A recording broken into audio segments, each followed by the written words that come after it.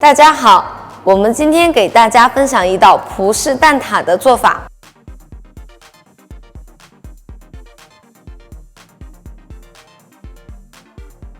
我们第一步呢，需要将我们的蛋黄、纯蛋黄、全蛋液，还有我们的糖一起搅拌。在这个搅拌的时候，我们需要注意的是，要将我们的糖完全搅至融化。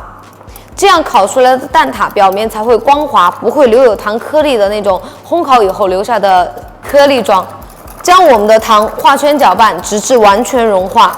现在我们的糖呢已经完全搅化，在搅化我们的糖之后，我们需要将我们的淡奶油和牛奶提前混合均匀，稍稍进行搅拌混匀以后，将这个液体倒入我们刚才做好的蛋液中，搅拌均匀。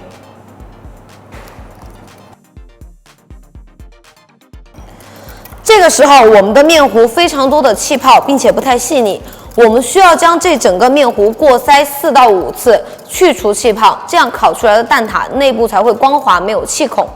过筛是为了去除气泡和我们蛋液里面搅不散的杂质。筛出来以后的面糊就会非常的光滑。我们过筛好的蛋液是非常顺滑的。然后这个时候，我们将我们准备好的塔皮，这个分量差不多能做4个蛋挞。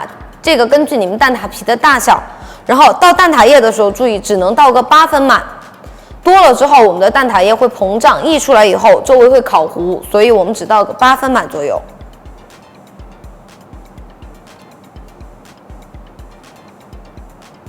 根据我们的塔皮大小呢，来确定我们蛋挞的个数。我们这个塔皮呢大小呢，中号，所以我们这个分量可以再倒2个。注意我们的蛋挞皮啊，都是放到冷冻室保存的。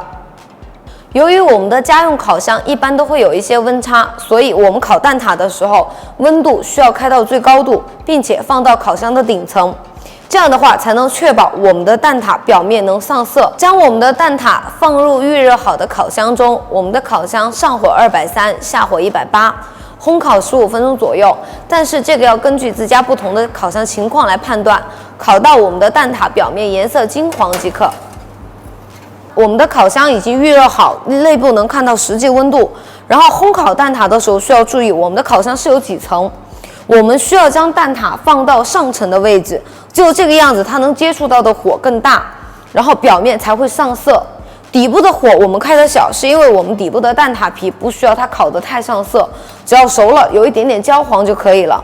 表面需要上色，因为我们的家用烤箱有温差，所以我们一般会在烤箱里面放上一个温度计，这样可以实际观察到它的内部温度。像我们的烤箱一般烤蛋挞的时候，我会把上火开到最高度，这样确保我们的蛋挞能够上色。底部呢，我的火会稍微低一些，这样确保我们的底部不会因为受热过度而烤焦。我们的蛋挞一定要记住放到高一点的地方烤，这样确保它表面能是金黄的颜色。我们的蛋挞现在已经烤好了，一定要烤到我们的表面颜色金黄啊。今天我们的蛋挞就做好了，接下来给大家讲一下我们做蛋挞的要点。首先第一点，我们需要在我们搅拌糖的时候，蛋液加糖的时候，一定要把糖完全搅散。如果糖不搅散的话，会在蛋挞的表面形成一些颗粒，看起来就不好看。第二，在我们的蛋液整个蛋挞液完全做好以后，需要过筛，因为在我们的蛋挞液搅拌的过程中会带进一些空气，空气呢就会形成大的气泡。如果我们直接烤的话，气泡会在蛋挞液里面烘烤逐渐变大，内部会形成非常空洞的组织。所以我们需要将蛋挞液过筛4至5次以后，让我们的面糊完全顺滑，尽量消除气泡。